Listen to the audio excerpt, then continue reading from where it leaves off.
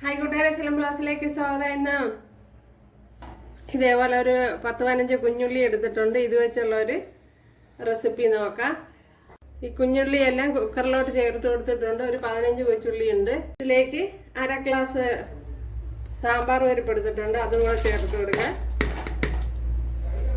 നമ്മുടെ തുമരപ്പരിപ്പുണ്ടല്ലോ, അതാണ് എടുത്തിരിക്കുന്നത്.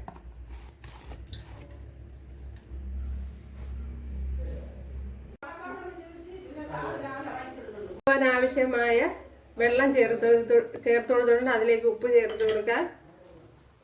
ഇനി കുറച്ച് മഞ്ഞൾപ്പൊടി ചേർത്ത് കൊടുക്കുക.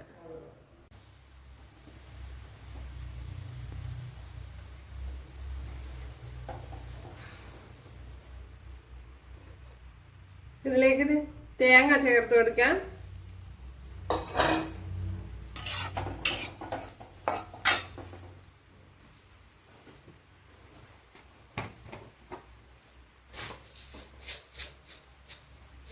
ഒരു 1/4 ടീസ്പൂൺ ജീരകം കൂടെ ചേർത്ത് കൊടുത്തിട്ടുണ്ട്.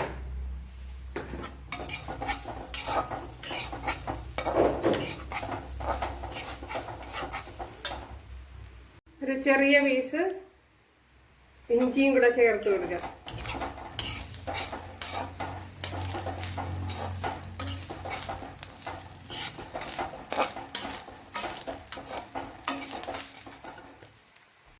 നമ്മുടെ തേങ്ങ ഇവിടെ മൂത്ത് വന്നിട്ടുണ്ട്, കണ്ടല്ലേ. ഇനി തീ ഓഫ് ചെയ്ത് കൊടുക്കാം. ഇനി ഇതിലേക്ക് ഒരു 1.5 ടേബിൾ സ്പൂൺ മല്ലിപ്പൊടി ചേർത്ത് കൊടുക്കാം. അതേപോലെ മഞ്ഞൾപ്പൊടി,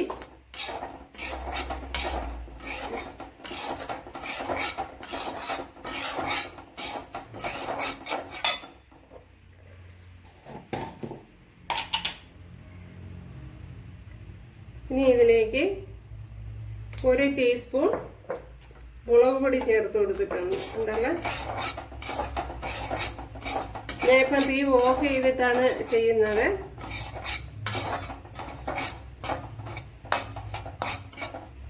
അപ്പോഴിവിടെ നമ്മുടെ കുഞ്ഞുള്ളിയും പരിപ്പും ഒക്കെ നല്ലതുപോലെ വെന്ത് വന്നിട്ടുണ്ട്, ഉണ്ടല്ലോ.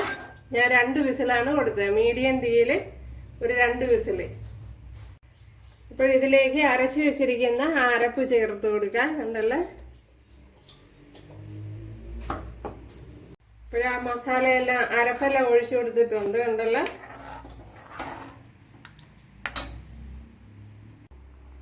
ഇനി ഇതിലേക്ക് കുറച്ച് പുളിവെള്ളവും കൂടെ ചേർത്ത് കൊടുക്കുക. ഞാൻ ഒരു നെല്ലിക്കയുടെ വലുപ്പത്തിലുള്ള പുളിയാണ് എടുത്തത്.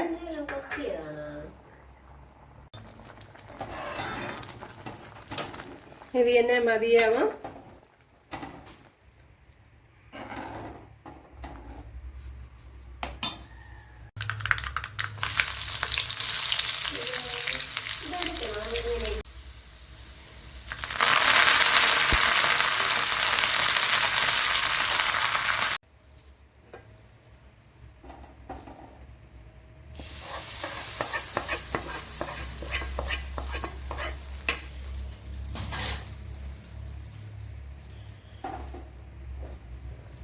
ഇതെല്ലാം നമ്മുടെ അടിപൊളി കറിയാണ്.